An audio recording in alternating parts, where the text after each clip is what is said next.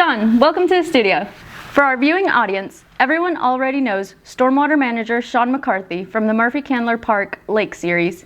I'm Elizabeth Rangel in Brookhaven's Communications Department.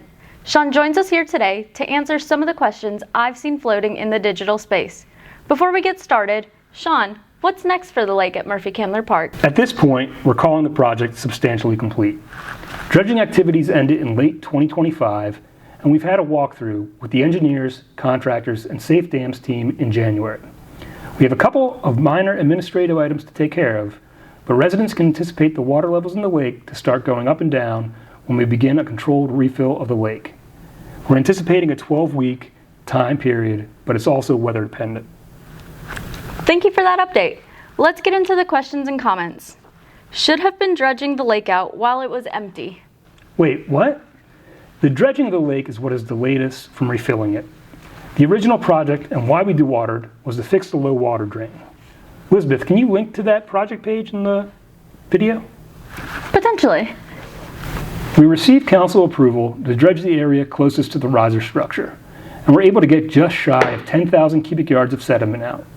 Think of that as one football field filled to 6 feet high.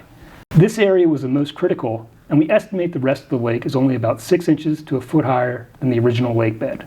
Not quite severe enough for the added delays and expenses. Speak of expense, how much is this costing us? The dredging portion of the project was budgeted at about $1.5 million. I have a picture for you. Anyone know what these things are that someone put in the bed of the lake? That is an Eagle Scout project. In May of 2024, an Eagle Scout dropped these into the lake to serve as habitats for the fish. He was assisted by Georgia DNR throughout. Other Eagle Scout projects in Murphey Candler Park include wooden message boards and free little libraries. Now that we know these are fish habitats, are we ever going to have fish again? Yes. We are in talks with the Georgia Department of Natural Resources to restock the lake with a healthy native population.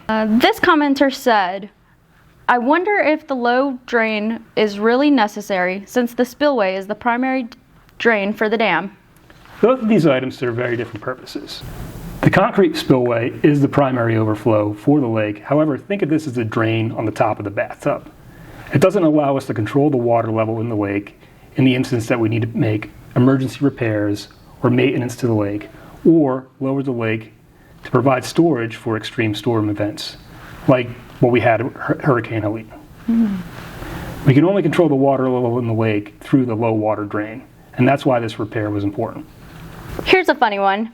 I've started to think of the lake as a big batch of brownies. That looks good, but I wouldn't try them. The dry lake bed is optimal for dredging, getting us bigger bang for our buck by letting us haul off drier and a less volume of material. And then our final question says, will we ever have a lake again? So very sad.